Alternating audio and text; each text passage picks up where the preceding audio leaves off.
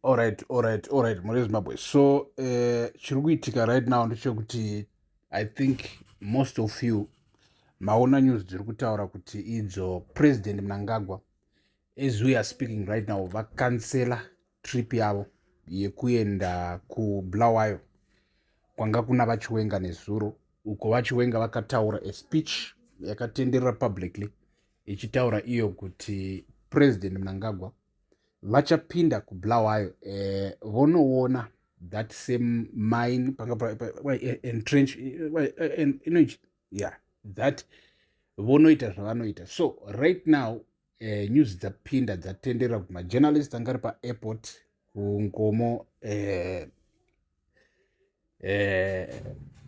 paairport Ngomo airport anditi vaudzwa kuti president havasi kuuya, so dzokerai kudzimba dzenyu munoita zvamuri kudii, zvamuri kuita. So mune Zimbabwe isusu tanetsekana nesu chinzwa nyaya yetu iwe president Mnangagwa azokaruka vakansela chii chiri kuitika, tikati regai tibvunzurudze vanogona kuva vane ruzivo macomrade.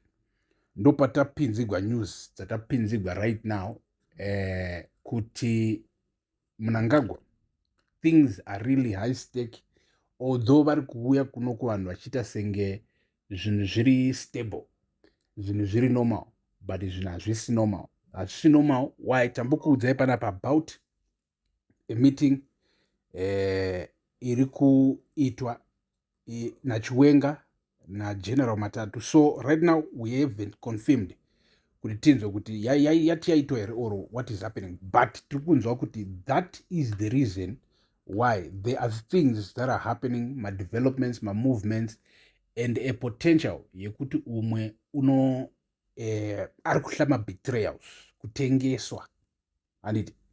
So kana zvakamira zvakadai, so do you know what the strategy iri kushandiswa panapa muri Zimbabwe? So let me get into that with you according to the information, like the analysis yama comrades, kuti what might be happening right now ndechekuti icho, because in politics, in Zimbabwean politics, president kana kafunga kuti he is losing loyalty, especially not loyalty when it comes to votes, but to concerning something as big as today, as the state institutions, they can just turn and support and stand with the citizens. And once that happens, vana Mnangagwa vanenge vakusaidhira Cyril Ramtemo and it. So what he does in a situation like this ndechekuti vanosheedza meetings. Everybody wavari kufungira kuti maybe anogona kuda kunge ari kusaidhira zvokuti nhasi unogona kuda kuita so. They call them for meetings, call everybody for meetings to disrupt anything that can be planned. So kuinda kuBulawayo kwaMnangagwa, he knows kuti muHarare, in the political center, the political seat, chinosara chikachaya. Vakomana vanosara vakagona kuita maplans avanenge vachida kuita, vakagona kuunita, vakagona kuconducta vavari kuda kuconducta, and then things might end up being bad for Mnangagwa.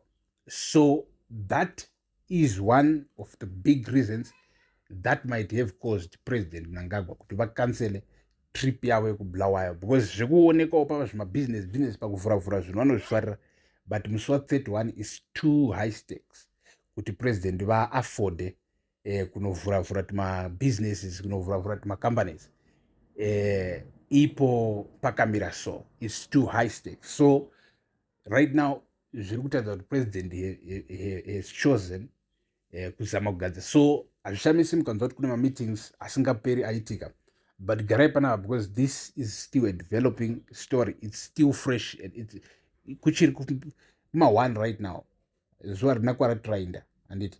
So let's keep our eyes open and watch the space. So stay tuned panapa, because ndichange chikupai more updates. Rugare ngaruve nemi.